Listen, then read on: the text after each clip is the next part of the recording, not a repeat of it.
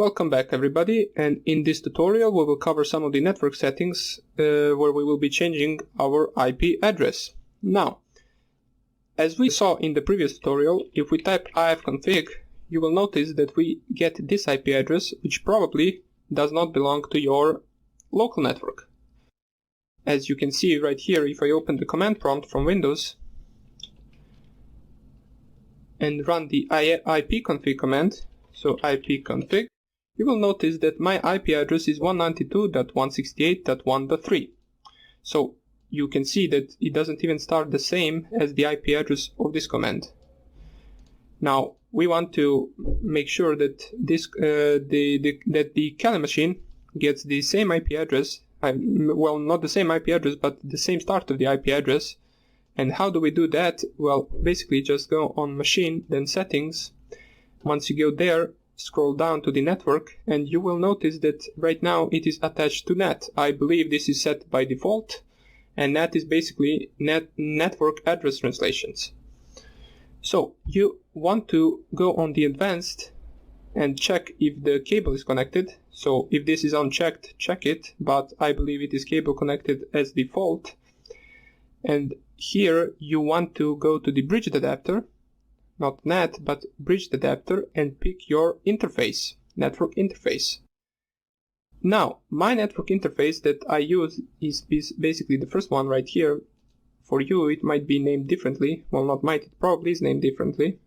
And you want to pick the one you want to use. For example, if you want to use a wireless interface, a wireless network card, you can just plug it in. Let me just show you for 1 second.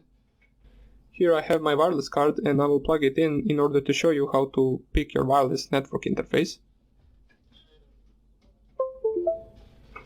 Right here it should be plugged in, and if we scroll right here, let me just close and reopen this. So if we go to the machine settings and once again on network, we should have 4 right now. You remember we had these 3, and the wireless LAN network adapter was not here.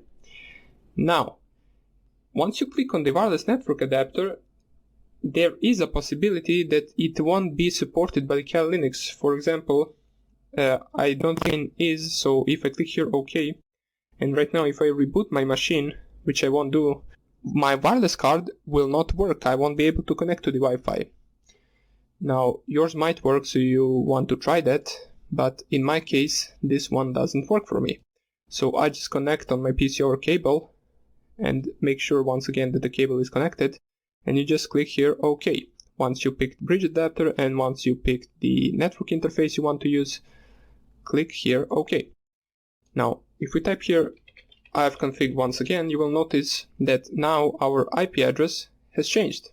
It doesn't anymore start with 10.0.2, it starts with 192.168.1.5, and it basically now belongs to our local network IP range. As you can see, it's here is .5 and here is .3. We can check by pinging 192.168.1.3, and you can see that we will receive packets from our Windows machine, which means we are on the local network.